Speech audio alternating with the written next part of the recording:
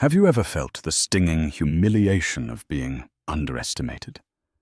Imagine sitting across from the person you loved, watching them laugh as they throw you away like yesterday's trash. That was Catherine. Her husband Richard thought he had won. He thought he was discarding a penniless housewife to run off with his younger mistress. He handed her a pen and demanded she sign away her life. She didn't scream. She didn't cry. She just signed. But Richard didn't know that the moment the ink dried, he wasn't becoming a free man. He was becoming a target. Because Catherine wasn't who he thought she was. And the man walking through the door was about to drop a $1 trillion bombshell that would leave the entire room gasping for air. This is the story of the silent signature that destroyed an empire. The conference room on the 45th floor of the Brown and Compey building in Manhattan smelled of stale espresso and aggressive cologne. It was a cold, sterile aquarium of glass and steel overlooking a gray New York City skyline that seemed to mirror the mood inside. Catherine Hale sat on one side of the mahogany table, her hands folded neatly in her lap. She wore a beige cardigan that had seen better days and a pair of trousers that Richard had once called aggressively plain. She looked small in the oversized leather chair. Across from her sat Richard Brown, her husband of 10 years. The CEO of Brown Tech, a logistics software company, currently valued at $400 million.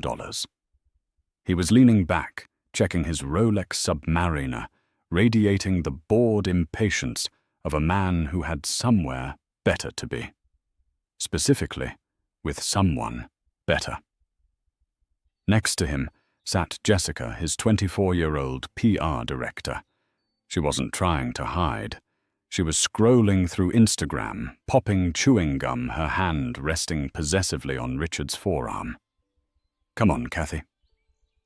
Richard sighed, not even looking at her. "Let's wrap this up. I have a dinner reservation at Le Bernardin at 7. Simon." Where are we? Simon LaGrange. Richard's attorney, a man known in New York legal circles as the Viper, slid a thick document across the table. "It's standard, Mrs. Brown," LaGrange said, his voice dripping with condescension. "Richard is being incredibly generous. You get the condo in New Jersey, the 2018 Toyota, and alimony of $5,000 a month for 3 years. In exchange, you waive all rights to Brown Tech, his future earnings, and the penthouse." Catherine looked at the papers. "The condo in New Jersey is in my name, Simon. I bought it before the marriage." LaGrange smirked. "And Richard paid the renovations. If we go to court, we'll argue commingling of assets. You'll lose it all. Do you really have the funds to fight us, Catherine? I charge $1,200 an hour. I assume your allowance won't cover that." Jessica giggled, whispering loud enough for Catherine to hear. "She can always go back to waiting tables. That's where you found her, right, Rick?" Richard chuckled. "She was a librarian, Jess. But yeah, same difference. Look, Kathy, don't make this hard. You're boring. You've always been boring. I need someone who fits the brand. Someone who shines. You just exist." Catherine remained silent. Her face was a mask of calm, though inside a tempest was raging. For 10 years she had played the role. She had cooked his meals, ironed his shirts, comforted him when his first startup failed, and used her savings to bail him out 3 separate times. He never asked where the savings came from. He just took it, assuming it was some small inheritance from a dead grandmother. "I'll sign," Catherine said softly. Richard blinked, surprised by the lack of a fight. "Good.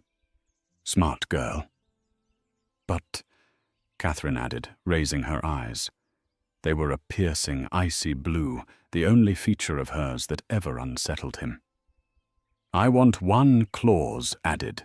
You're in no position to make demands, Lagrange snapped. A non-disclosure agreement, Catherine said. Mutual, absolute silence about our marriage and our divorce. Once I sign this, Richard, you never speak my name again. You don't mention me in your memoirs, your interviews, or your earnings calls. I cease to exist for you. Richard laughed out loud. You think I want to talk about you, honey? You're the mistake I'm trying to erase. Simon, add the clause. Let her have her secrets. It's not like the tabloids care about a librarian from Ohio. Lagrange scribbled the clause into the margins, initialed it, and spun the document around. Sign here, here, and here. Catherine picked up the cheap plastic pen provided by the law firm. She didn't hesitate. She didn't look at Richard's smug face or Jessica's triumphant grin. She signed her name. Catherine A. Hale. The sound of the pen scratching against the paper was the only noise in the room. It sounded like a match being struck. Done, Catherine said, capping the pen. Richard stood up, buttoning his suit jacket. Finally. Good luck with the... whatever you do. Send the keys to the penthouse by courier. He turned to Jessica. Let's go, babe. Champagne's on ice. Wait, Catherine said. Her voice had changed. The softness was gone. It was replaced by a tone of command that froze Richard mid-step. Sit down, Richard. Excuse me, Richard scoffed. The meeting is over. The divorce is over, Catherine corrected. The meeting is just beginning. I don't have time for your drama. You have time, a deep accented voice boomed from the doorway. Everyone turned. The double doors to the conference room, which were locked, swung open. Standing there wasn't the receptionist. It was a wall of men, 4 of them dressed in black tactical suits, earpieces clearly visible. They stepped into the room, securing the perimeter with professional efficiency. Behind them walked a man who looked like he had stepped out of a history book. He was elderly, perhaps in his 70s, wearing a bespoke 3-piece charcoal suit that cost more than Richard's car. He leaned on a cane topped with a silver hawk. Simon Lagrange dropped his pen. His face went pale. That's not possible. Richard looked confused. Who is this old guy? Security, get him out? The old man ignored Richard entirely. He walked straight to Catherine, bowed deeply, a bow of servitude, not politeness, and kissed her hand.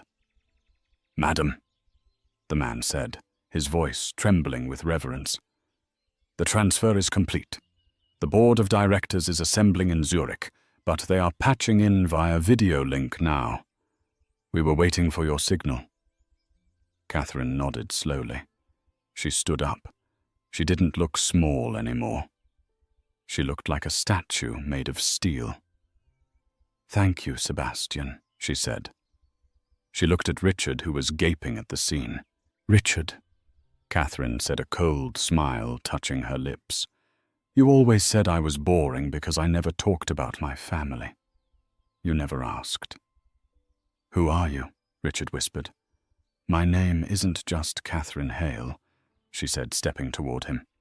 My mother was a Hale, but my father was Alexander St. James. The room went deathly silent. Even Jessica stopped chewing her gum. St. James? Richard frowned, trying to place the name. But Simon Lagrange knew. He was shaking. The St. James Sovereign Fund, the shadow bank. The family that bailed out the European Union in 2011. That's a myth. They don't exist publicly. We prefer privacy, Catherine said, which is why I asked for that NDA, Richard. I didn't want my family's reputation stained by being associated with a bankrupt fraud like you." "Bankrupt?" Richard laughed nervously. "I'm worth 400 million. Catherine turned to the old man. "Sebastian, pull up the ledger." Sebastian placed a heavy, leather-bound tablet on the table. With a tap, he cast the screen onto the massive wall monitor that Richard usually used to display his stock prices. The screen didn't show stock prices. It showed a complex web of shell companies, offshore holdings, and debt transfers. "What is this?" Richard demanded, though his voice lacked its usual bite. "This," Catherine said, walking to the screen, "is the anatomy of your success, Richard. You built Brown Tech 5 years ago. You needed capital. You went to venture capital firms in Silicon Valley. They turned you down. Then miraculously, an angel investor from the Cayman Islands called Blue Horizon Holdings gave you $50 million. "Yeah," Richard said. "Lucky break." "Blue Horizon is a subsidiary of the St. James Fund," Catherine said calmly. "My money." Richard's eyes widened. 2 years later," she continued, "you were about to go under because of that lawsuit regarding the stolen code. You settled out of court for $20 million. You thought the money came from a bank loan from the Bank of Luxembourg." She tapped the screen. The line connected the Bank of Luxembourg to a trust named CAH. "Catherine, Alexandra. Hail," she enunciated. "My money." "And finally," she said, turning to face him, "your lifestyle, the penthouse, the vacations, the yacht you rent in Monaco. It's all leveraged against your company stock. And who holds the debt on that stock?" Sebastian spoke up, his voice dry. "The St. James Sovereign Fund holds 92% of the debt obligations of Brown Tech, Mr. Brown. Technically, you don't own your company. You don't even own your shirt." Richard collapsed into his chair. This is a lie. You're a librarian." "I was hiding," Catherine said, her voice dropping to a whisper. "I wanted to see if someone could love me. For me, not for the $1 trillion empire I will inherit. I gave you 10 years, Richard. 10 years to show me decency, to show me loyalty. And instead you cheated on me with my PR director and tried to leave me with a used Toyota." She reached into her purse and pulled out the divorce papers they had just signed. "You signed the divorce," she said, "which means our assets are now legally separated. You have your company, and I have my debt." "Wait," Simon Lagrange interjected, sweating profusely. "If you call in the debt now, Brown Tech becomes insolvent immediately," Catherine finished. "The assets will be seized to pay the creditor. That's me." She looked at Jessica, who was looking at Richard with horror.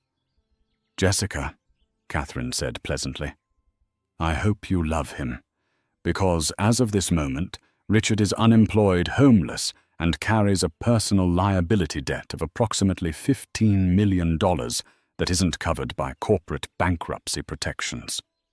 "What?" Jessica shrieked, pulling her hand away from Richard. $15 million? Oh, didn't you know?" Catherine pointed to the screen. "Richard signed personal guarantees for the last round of funding. He put up his future earnings as collateral. Since I am the creditor, I own his future." Richard stood up, his face red with rage and panic. "You set me up. This is entrapment. You can't do this." "I just did," Catherine said. "And you helped me. You were so eager to get rid of me you signed the waiver. You waived all rights to investigate my assets. You waived spousal support. You waived everything." Sebastian stepped forward. "Madam, the helicopter is landing on the roof. The private jet to Zurich awaits. The Global Council is expecting you." Catherine turned her back on Richard. "Goodbye, Richard. Enjoy the Toyota. I hear it gets great gas mileage. She began to walk toward the door, the security team parting like the Red Sea. Kathy, baby, wait. Richard scrambled over the table, ignoring his lawyer. We can talk about this. I was stressed. Jessica means nothing to me. It was a midlife crisis. Please. He reached out to grab her arm. Before he could touch her, one of the security guards moved with a blur of motion. He intercepted Richard's hand, twisting it behind his back, and slamming him face first into the mahogany table. Crack! Richard howled in pain. Do not touch the chairwoman, Sebastian said coldly. Catherine stopped at the door. She didn't turn around. She simply spoke to the room. Burn it down, Sebastian. Liquidate the company by morning. Sell the parts to our competitors. I want nothing left of Brown Tech but the letterhead. As you wish, madame. Catherine walked out of the room, her heels clicking on the marble floor. As the elevator doors closed, cutting off Richard's screams and Jessica's sobbing, Catherine didn't smile. She took a deep breath. She reached into her pocket and pulled out a cheap silver locket Richard had given her on their first anniversary. She looked at it for a moment, then dropped it into the trash can inside the elevator. The quiet librarian was dead. The Queen had returned. 48 hours later, Richard Brown sat on the hood of his 2018 Toyota Camry, parked in the lot of a Motel 6 off the New Jersey Turnpike. It was raining. He stared at his phone, his thumb hovering over the call button for Jessica. She hadn't answered his last 40 calls. The last text she sent was brief. My lawyer says I can't associate with a debtor under federal investigation. Don't contact me. Federal investigation. That was the new development. When Catherine. No, Catherine. Street James had liquidated Brown Tech. She didn't just sell the assets. She had released the internal audit logs to the SEC. It turned out Richard had been cutting corners to fund his lifestyle, moving money from employee pension funds to cover his gambling debts in Macau. He wasn't just broke. He was facing 5 to 10 years in federal prison for embezzlement. He looked at the newspaper on the passenger seat. The headline of the Wall Street Journal screamed, "The Silent Liquidation." Who is the mystery hand behind the collapse of Brown Tech? The article speculated about hostile takeovers and corporate espionage. No one knew it was his wife. His boring, plain wife who used to clip coupons for laundry detergent. You stupid, stupid man, Richard muttered to himself, banging his head against the steering wheel. 4,000 miles away in a chateau overlooking Lake Zurich, Catherine was undergoing a different kind of transformation. She stood in front of a mirror that was older than the United States. A team of 3 stylists moved around her like silent ghosts. The beige cardigans were gone. In their place was a gown of midnight blue velvet, tailored to fit a frame that had been hidden for a decade. The board is waiting, madame, Sebastian said from the doorway. He held a velvet box. Catherine turned. Do I look like her? Sebastian paused. You look like your father, madame. But you have your mother's eyes. He opened the box.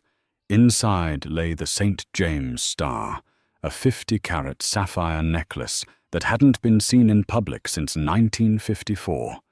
It was rumored to be cursed. It was rumored to be worth more than the GDP of a small island nation. Catherine lifted the heavy gems and fastened them around her neck. The cold weight of it felt like armor. They think I'm weak, Sebastian, she said, adjusting the clasp. They think because I spent 10 years playing house with a mediocrity like Richard that I've gone soft, that I've forgotten the old ways. The board is cautious, Sebastian admitted. The St. James Fund controls $3 trillion in assets. It influences elections, markets, and wars. They fear you have been domesticated. Catherine turned back to the mirror. Her expression was hard, the blue eyes burning with a cold fire. Domesticated animals are the most dangerous, Sebastian, because once the cage opens, they remember they have teeth. Let's go. She walked out of the suite, down the grand staircase, and into the great hall. 12 men sat around a circular table carved from black obsidian. These were not CEOs or politicians. These were the men who owned the CEOs and politicians. They were the high table of the St. James estate. As Catherine entered the room, didn't explode with noise. It exploded with silence. A heavy, suffocating pressure. One of the men, a heavy-set figure named Lord Halloway, didn't stand up. He swirled his cognac and looked at her with amusement. "So," Halloway said, his voice echoing, "the runaway princess returns. How was the peasant life, Catherine? Did you enjoy scrubbing toilets?" A few of the other men chuckled. Catherine didn't stop walking until she reached the head of the table. She didn't sit. She stood over Halloway. "It was educational, Lord Halloway," she said smoothly. "I learned that even the smallest pests can ruin a house if you don't crush them early." "Is that so?" Halloway sneered. "And now you expect to lead us, you who let a low-level grifter humiliate you for a decade. We need a leader, Catherine, not a victim." "Richard didn't humiliate me," Catherine said, her voice dropping an octave. "He was a test subject. I wanted to see how easy it was to manipulate a man's ego. I built him up from nothing, and in 48 hours I turned him into dust. It was a controlled demolition." She leaned in close to Halloway.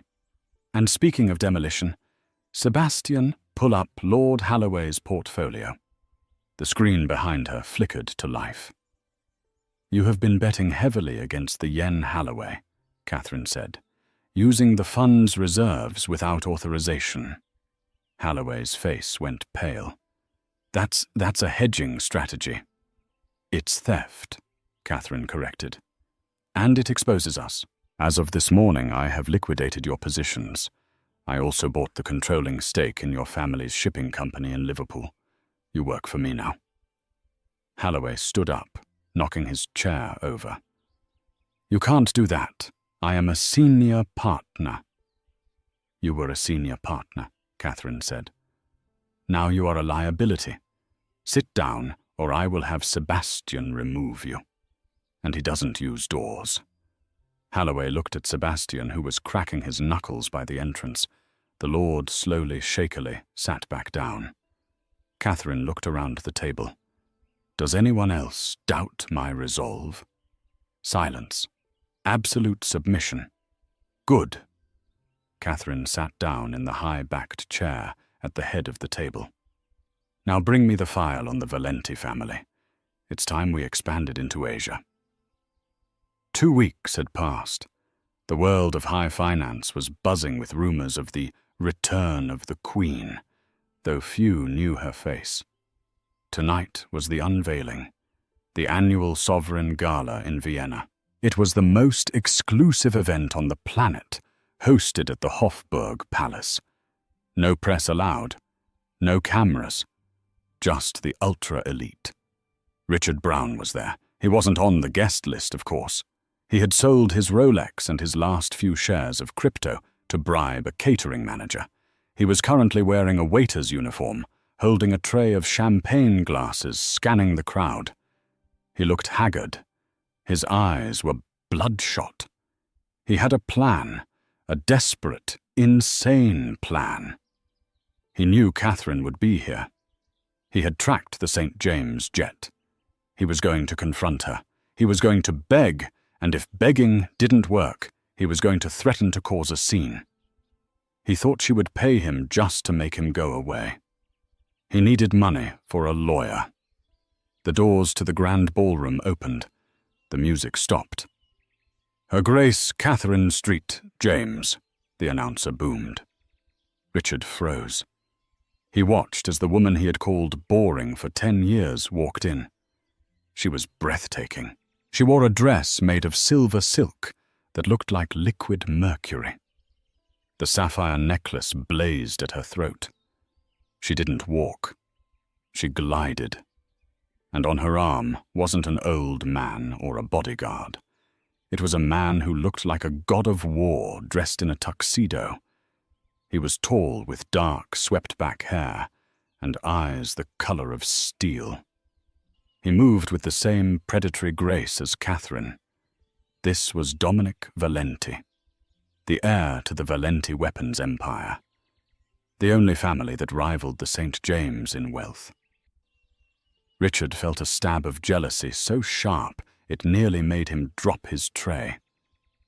Who was this guy Catherine and Dominic walked through the crowd, the sea of billionaires parting for them? They stopped near the center of the room. "They are all staring at you," Dominic murmured, leaning close to Catherine's ear. "They smell blood."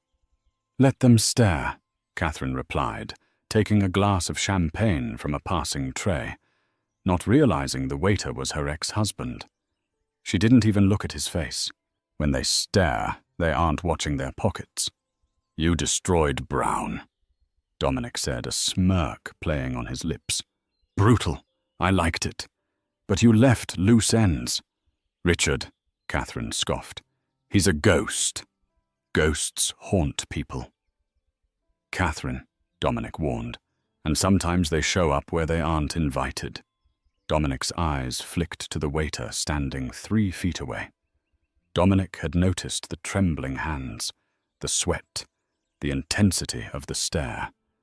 Richard couldn't take it anymore.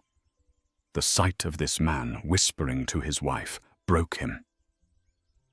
"Cathy!" Richard shouted, dropping the tray. The crash of shattering glass silenced the ballroom. Catherine froze. She slowly turned around. She looked at the mess on the floor, and then up at the man in the waiter's uniform. "Richard," she said.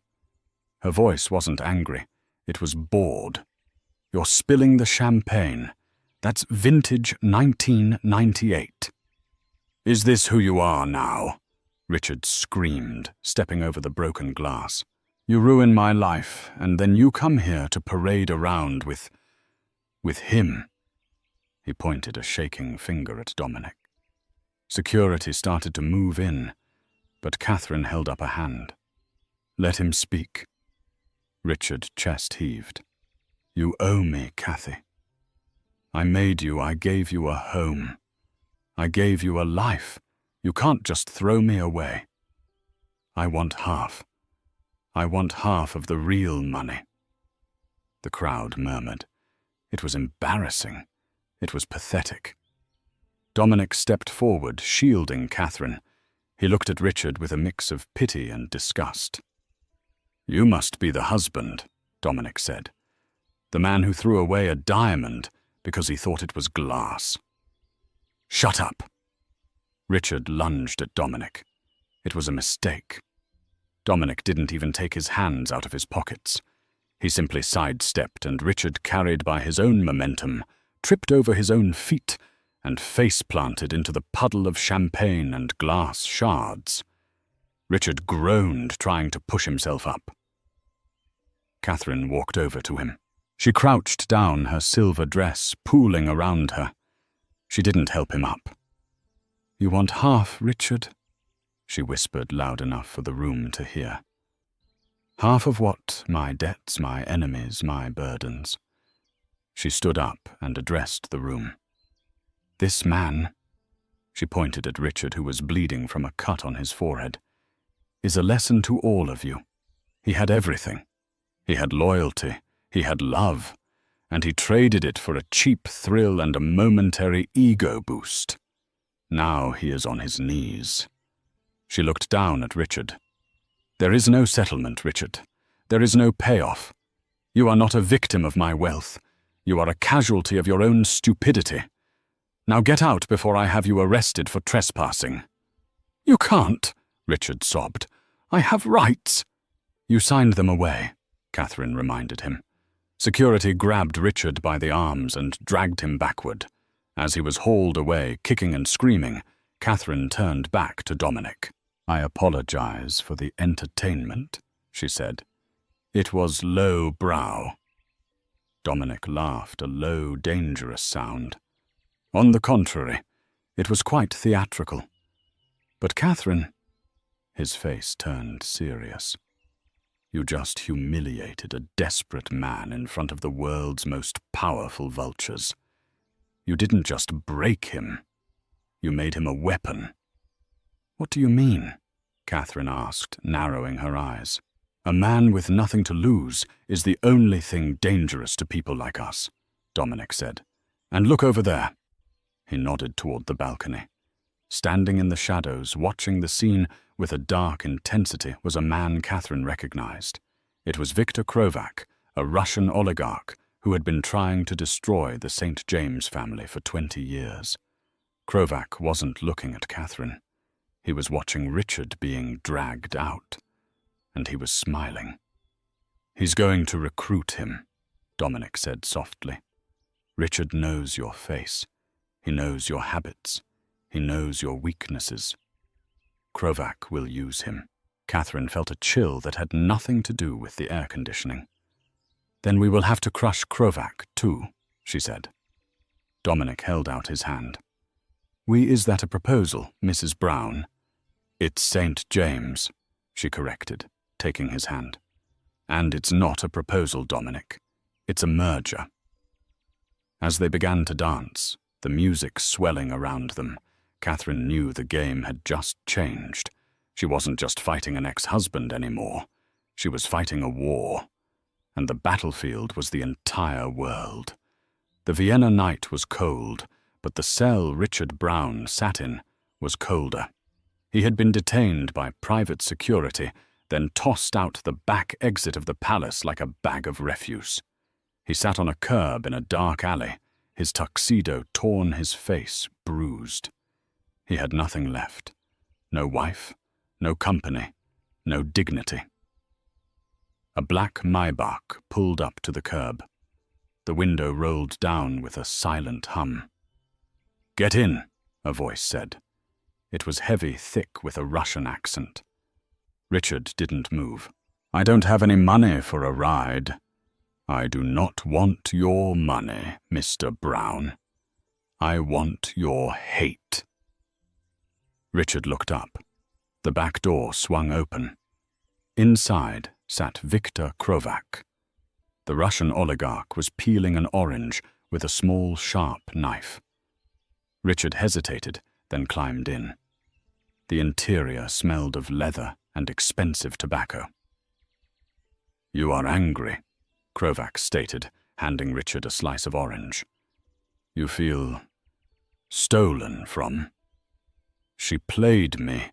Richard spat, the bitterness rising like bile.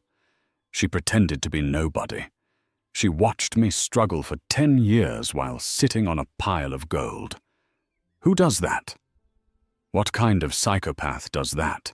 A St. James?" Krovac answered. "They are not people, Richard. They are institutions. They crush everything in their path. I know. They destroyed my father's oil empire in the 90s. Krovac leaned forward. "But you have something I need. You were inside the walls for 10 years. You know her habits. You know her fears." "I don't know anything about her business," Richard muttered. "She kept me in the dark." "I don't care about the business. I have hackers for that," Krovac dismissed. "I need to know the woman. Where does she go when she cries? What is the one thing she values more than money? What is the password she uses for her personal diary? These are the keys to the kingdom. Richard." Richard thought for a moment. He remembered the quiet nights, the nightmares Catherine used to have, the way she would wake up screaming a name. "She has a weakness," Richard whispered. A cruel smile spread across his bloodied face. "Every year, October 14th, she disappears for exactly 4 hours. She never told me where she went. but I tracked her phone once, thinking she was cheating. And Krovak's eyes gleamed. She goes to an old abandoned orphanage in the Catskills, St. Jude's Home for the Unwanted. She sits in the chapel alone. October 14th. Krovak checked his watch. That is tomorrow. She'll be alone, Richard said. She never takes security there. She says it's sacred ground. She thinks she's safe there. Krovak laughed, a dry, rattling sound. No one is safe, Mr. Brown. Not anymore. Meanwhile, in a penthouse in Paris, Catherine was pacing. The merger with Dominic Valenti was proceeding, but she felt uneasy. Dominic sat on the sofa watching her. He had removed his tuxedo jacket and loosened his tie. You're tense, Cat. The gala was a success. The stock is up 4%. It's too quiet, Catherine said, looking out at the Eiffel Tower. Krovak was there. He saw Richard. He didn't make a move. Krovak is a sledgehammer, Dominic said. He's probably planning to bomb a server farm. No. Catherine shook her head. He's desperate. He's lost ground in the energy sector. He needs a kill shot, and he knows I'm the head of the snake. She glanced at the calendar on the wall. October 14th. Her face softened. The mask of the CEO slipped, revealing the grieving daughter. I have to go, she said. Dominic frowned. Go where? We have a strategy meeting with the Asian markets team in an hour. Cancel it, Catherine said. I have a prior engagement. Personal. Take the security detail. Dominic insisted, standing up. No, Catherine said firmly. I go alone. I always go alone. It's the one rule I never break, Dominic. Don't follow me. She grabbed her coat and walked out. Dominic watched her go, a frown deepening on his face. He pulled out his phone and dialed his head of security. Track her, Dominic ordered. I don't care what she said. Put a drone on her. If she stops, I want to know. The St. Jude's Home for the Unwanted was a rotting skeleton of a building nestled in the deep woods of upstate New York. It had been closed for 30 years. Vines strangled the brickwork. The windows were jagged teeth of broken glass. Catherine parked her rented sedan, a nondescript Ford, at the gate. She walked up the overgrown path, the dead leaves crunching under her boots. She entered the chapel. It was the only room that was still intact. Sunlight filtered through the dusty, stained glass, illuminating a single small wooden pew in the center. She sat down. She didn't pray. She just stared at the altar. This was where she had been found. Before she was a St. James, before the adoption, she had been an orphan here. This was the only place that felt real. The only place where she wasn't a trillionaire heiress, but just a lost girl named Birdie. Hello, Birdie. Catherine stiffened. She didn't turn around. She knew the voice. Richard. She stood up slowly. How did you find this place? Richard stepped out from the shadows of the confessional booth. He looked different. He was wearing a tactical vest. In his hand was a heavy pistol. You tracked me once, she realized. That time you accused me of seeing a yoga instructor. I knew you were lying, Richard said, his voice trembling with adrenaline. I just didn't know the lie was this big. Put the gun down, Richard, Catherine said calmly. You don't have it in you. You don't know what I have in me, Richard screamed. The gun waved erratically. You stripped me bare. Catherine, you took my life. Now I'm going to take yours. He's not going to kill you, Mrs. Brown, another voice echoed from the choir loft. That would be a waste. Victor Krovak stepped into view on the balcony, above, flanked by 3 men with assault rifles. Richard is here for the irony, Krovac smiled. The husband killing the wife. A domestic tragedy. The police will find your bodies here. Murder-suicide. Very sad. The markets will panic. St. James' stock will plummet, and I will buy it all for pennies. Catherine looked at Krovac, then back at Richard. You sold me out to him. For what money? For revenge, Richard said. But his hand was shaking violently. He looked at Krovac. You said we were just going to scare her. You said we would force her to sign the assets over.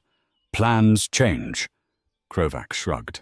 Kill her, Richard, or my men will kill you both. Richard stared at Catherine. The gun felt like lead in his hand. He looked at her blue eyes, the eyes he used to wake up to. Do it, Krovac barked. Richard choked. Crash! The stained glass window behind Krovac exploded inward. A figure rappelled through the shattered glass on a black line, swinging into the balcony like a wrecking ball. It was Dominic. He slammed into one of Krovac's guards, sending him over the railing. The guard hit the pews below with a sickening crunch. Ambush! Krovac screamed, ducking for cover. Gunfire erupted. The chapel filled with the deafening roar of automatic weapons. Catherine dove behind the marble altar as bullets chipped away the stone. Richard, get down, she yelled. Richard stood frozen in the middle of the aisle, paralyzed by fear. Drop the gun, you idiot! Dominic shouted from the balcony, trading fire with Krovac's remaining men. Richard dropped the gun. He scrambled toward Catherine, sliding behind the altar next to her. You brought him, Richard wheezed, terrified. He followed me, Catherine snapped, checking her phone. No signal. We're pinned down. Dominic was holding his own, but Krovac had heavy firepower. A grenade rolled off the balcony and landed near the altar. Move! Catherine shoved Richard. They scrambled away just as the grenade detonated, blasting the marble altar into dust. The shockwave threw them against the wall. Catherine's ears rang. She coughed, waving away the dust. She saw Dominic leap from the balcony, landing in the nave. He moved with lethal precision, taking out the second guard with 2 shots to the chest. Krovac, realizing he was losing, made a run for the back exit. He's getting away! Dominic yelled. Catherine grabbed Richard's discarded pistol from the floor. She stood up, her vision blurry, and aimed at the fleeing Russian. She fired. The bullet struck the door frame, inches from Krovac's head. He ducked and vanished into the woods. Silence fell over the chapel. The only sound was the settling dust and Richard's hyperventilating. Dominic walked over to Catherine.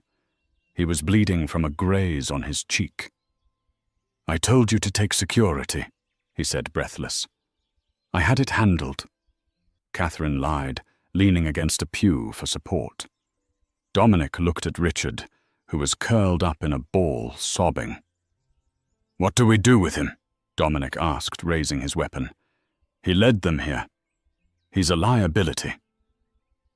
Catherine looked at her ex-husband, a pathetic, broken man who had almost gotten her killed.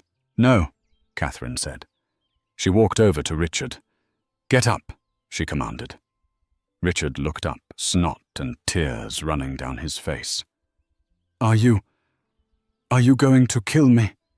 If I wanted you dead, I would have let Dominic shoot you, she said. But you're not going to die today, Richard. Today you're going to work for me. Richard blinked. What?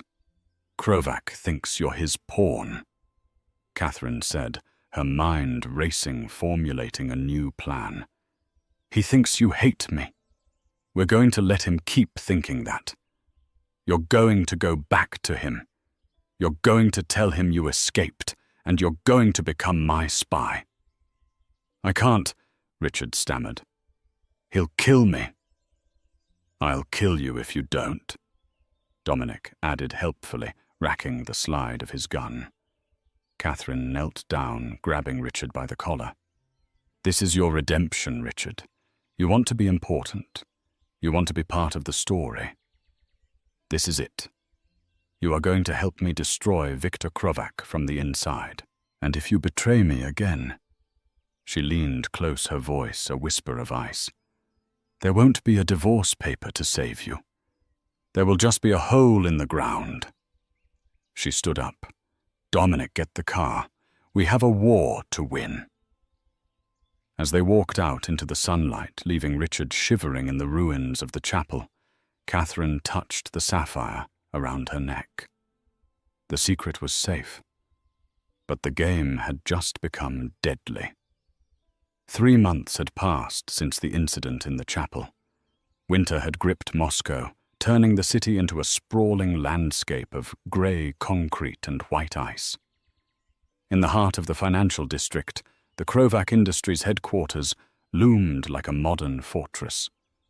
The 66th floor was a restricted zone, a sound-proofed nerve center known simply as the silo.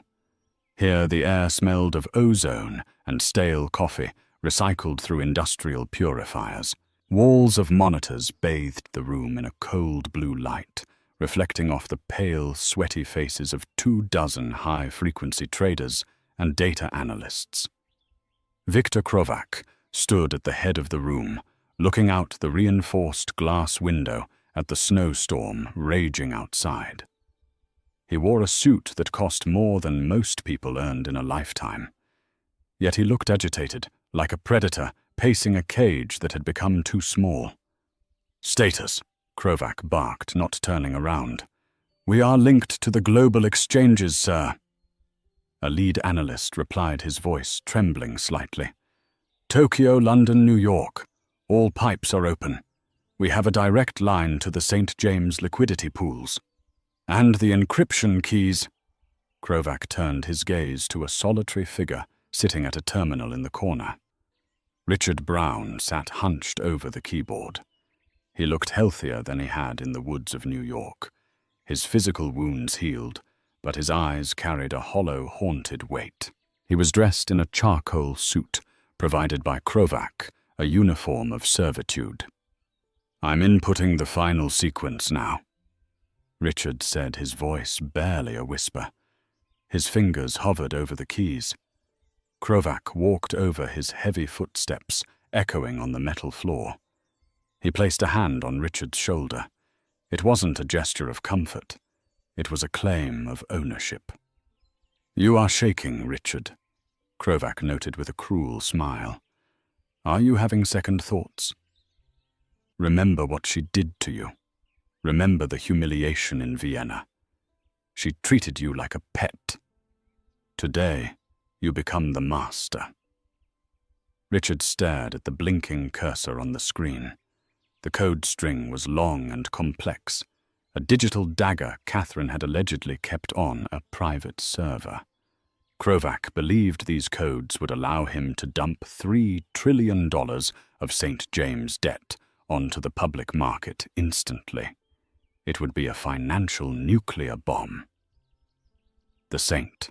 James Sovereign Fund would be insolvent within minutes, triggering a panic that would wipe out Catherine's legacy forever. "I'm not shaking because I'm scared, Victor," Richard lied, forcing his hands to still. "I'm shaking because I've waited a long time for this." "Good lad."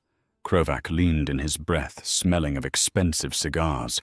$50 million waits for you in the Caymans. A new face, a new name, a life of leisure. Just press the button." Richard took a deep breath. He thought of Catherine. Not the terrifying CEO, but the woman he had married.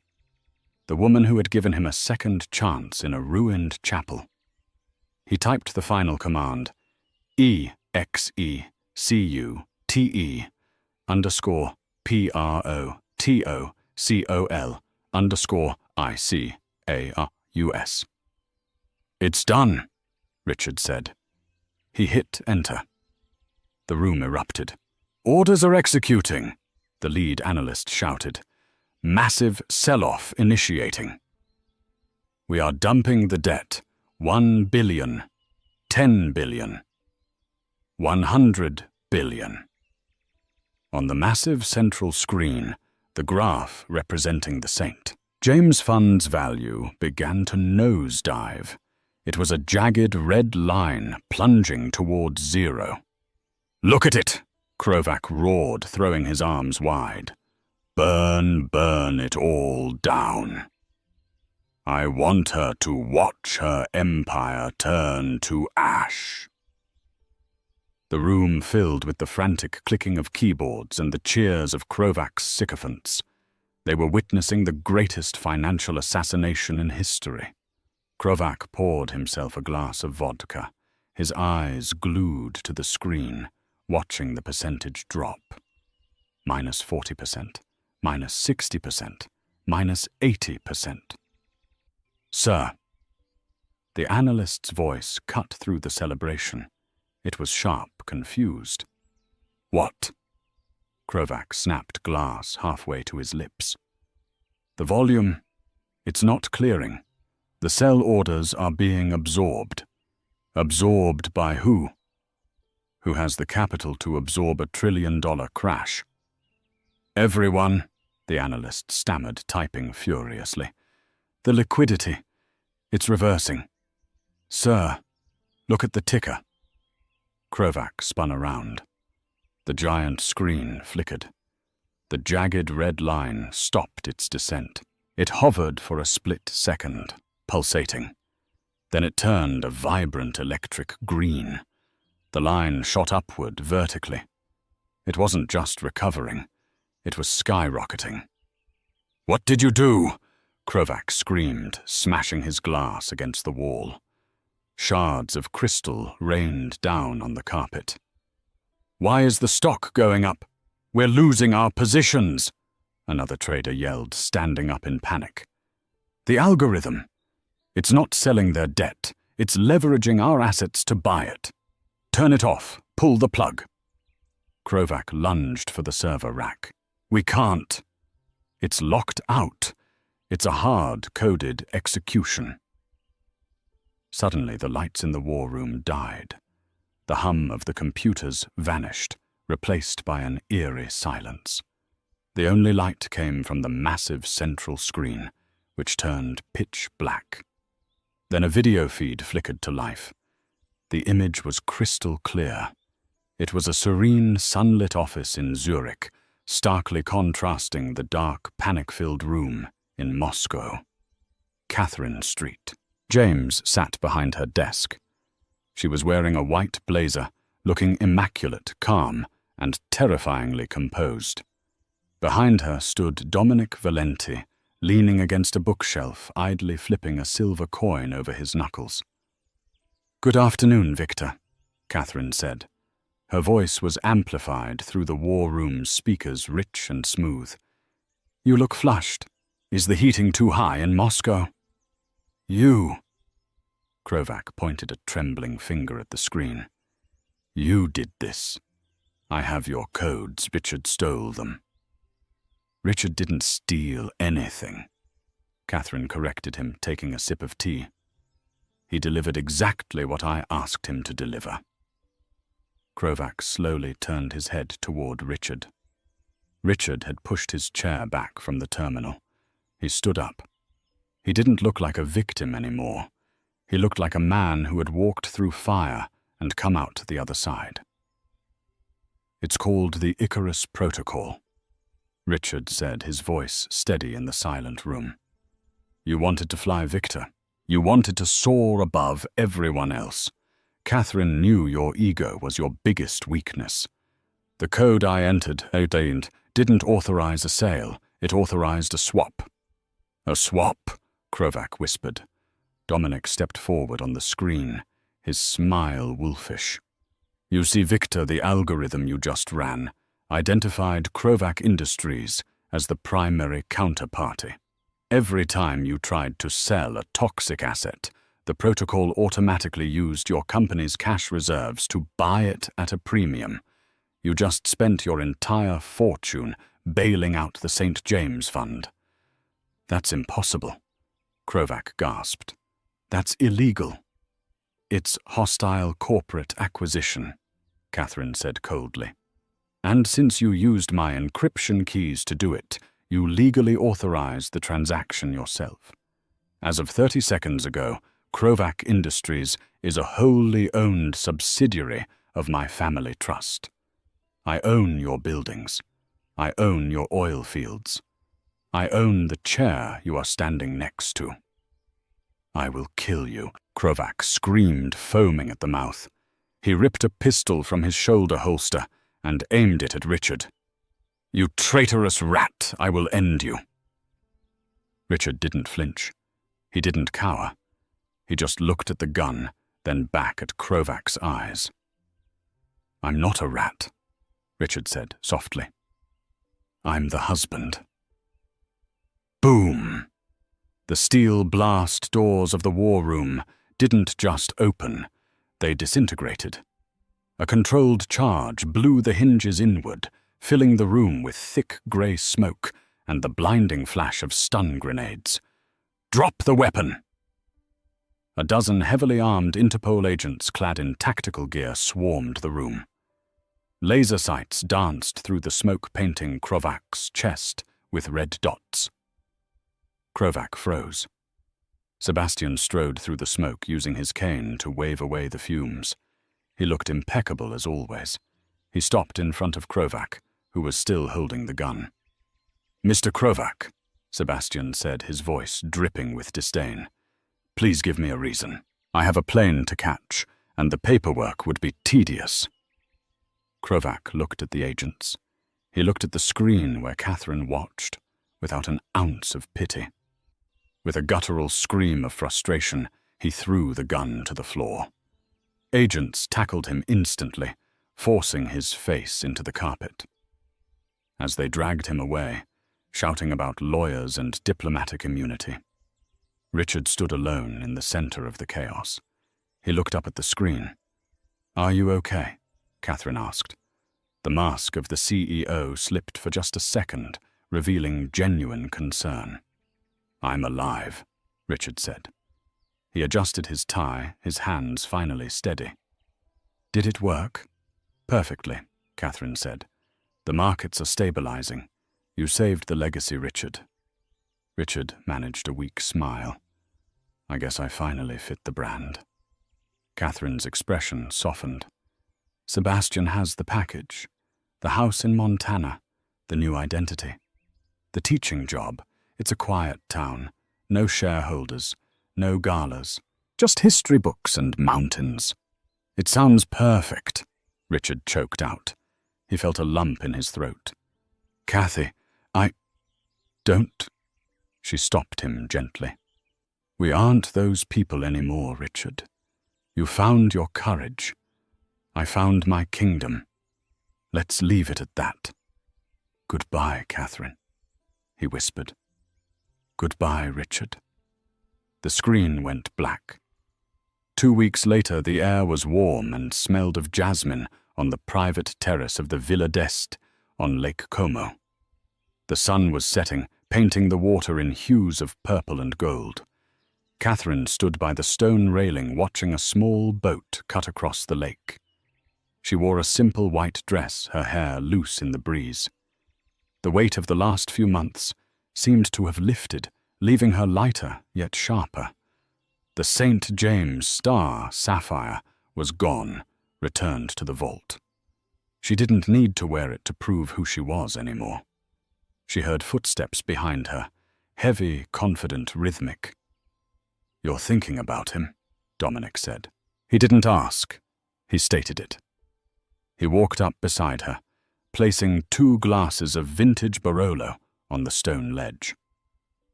I'm thinking about the cost, Catherine admitted, picking up a glass. Richard wasn't a bad man, Dominic. He was just small.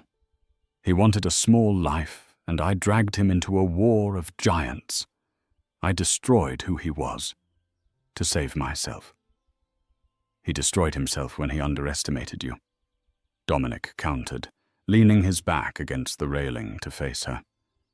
"You gave him redemption, a teaching job in Montana. That's more mercy than he deserved after selling you out."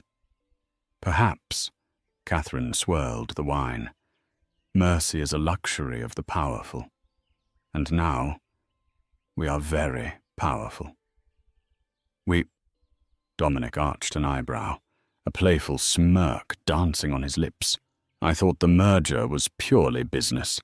Asset consolidation, market dominance." Catherine turned to face him. She looked at the man who had rappelled through a stained glass window for her, the man who had cleaned his fingernails with a knife while she dismantled a Russian oligarch. He was dangerous, unpredictable, and the only person on earth who didn't want her money because he had enough of his own. "The business merger is complete," Catherine said, stepping closer to him. The space between them crackled with electricity. "But there are other types of alliances." She reached into the pocket of her dress and pulled out a small, heavy object wrapped in velvet. She held it out to him. Dominic unwrapped it. It was an ancient iron key rusted with age, but polished smooth by centuries of handling. "The key to the Geneva vault?" Dominic asked, his voice losing its playful edge. "Catherine, this grants access to the root files of the St. James Foundation. The blackmail, the dirty money, the skeletons. If I have this, I could destroy you in an afternoon." "I know," Catherine said, holding his gaze. Her blue eyes were fierce, unyielding. "I've spent my whole life hiding, Dominic. Hiding from Richard. Hiding from the board. Hiding from the world. I'm tired of silence. I want someone who knows where the bodies are buried and chooses to stand beside me anyway." She placed her hand over his, closing his fingers around the key. "This is the ultimate trust," she whispered. "Don't make me regret it." Dominic looked at the key, then at her. He didn't put it in his pocket. He brought her hand to his lips, kissing her knuckles with a reverence that made her breath hitch. "I don't want to destroy the Queen," Dominic murmured, pulling her close. "I want to help her burn the rest of the world down." "Then let's get started," Catherine said. She leaned up, and he met her halfway. The kiss was searing, a promise of chaos and glory. It wasn't the tentative, safe love she had known with Richard. It was fire. It was a storm. As the sun dipped below the Alps, plunging the lake into twilight Catherine Street, James smiled against his lips. The quiet librarian was a distant memory. The era of the silent signature was over. The reign of the lioness had begun. And that is the incredible saga of Catherine St. James. She showed the world that silence isn't weakness, it's preparation. Richard thought he could discard her like an object, but he learned the hard way that when you break a diamond, you don't destroy it. You just create sharper edges. From a silent signature in a lawyer's office to the toppling of a global tyrant, Catherine proved that the most dangerous person in the room is often the one listening. What would you do if you found out your partner was hiding $1 trillion secret? Would you react like Richard, or would you try to earn their trust? And do you think Richard deserved his happy ending in Montana, or should he have gone to prison? Let me know your thoughts in the comments below. If you enjoyed this story of revenge, betrayal, and ultimate justice, please smash that like button, subscribe, and hit the notification bell so you never miss a story. We release new dramas every week. Thanks for watching, and remember, never judge a book by its cover, especially if that book owns the bank.